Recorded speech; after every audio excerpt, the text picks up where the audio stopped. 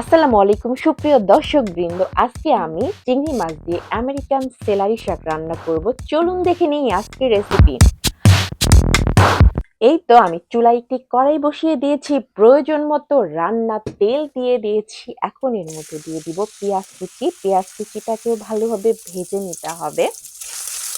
পেঁয়াজটাকে এমনভাবে ভেজে নিতে হবে যখন পেঁয়াজ থেকে খুব সুন্দর একটা ফ্লেভার আসবে। এই তো দেখতে পাচ্ছেন আমার পেঁয়াজ প্রায় ভাজা হয়ে গেছে, অনেকটাই কাছাকাছি। এখন এর মধ্যে দিয়ে দিব রসুন বাটা 1 চা চামচ। দিয়ে রসুনটাকেও কিছুক্ষণ ভেজে নিতে হবে, রসুনের যে কাঁচা ভাব আছে সেটা দূর করা পর্যন্ত। এখন আমি এর মধ্যে কিছুটা পানি অ্যাড করে দিব।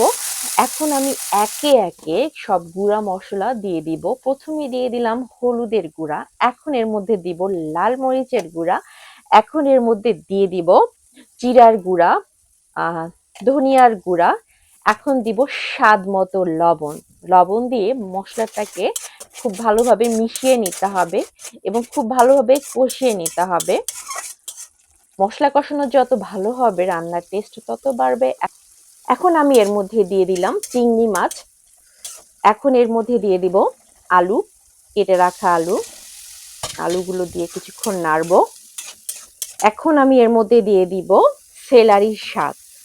দেখতে পাচ্ছেন আমি এটিকে কিছুক্ষণ ভাপিয়ে নিয়েছিলাম, ভাপিয়ে নিয়ে পানি ঝরিয়ে নিয়েছি, তারপর এর মধ্যে দিয়ে দিলাম। এখন খুব ভালোভাবে মিশিয়ে নিতে হবে, মিশিয়ে কিছুক্ষণ আমি কষিয়ে নেব।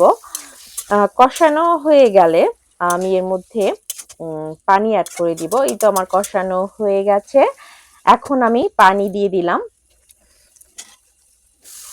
আর একটু পানি অ্যাড করতে হবে, পানি দিয়ে ভালোভাবে জাল করতে হবে, জাল করে একদম মাখা মাখা করে ফেলতে হবে। এই তো হয়ে গেল আমার চিংড়ি মাছ দিয়ে সেলারি শাক।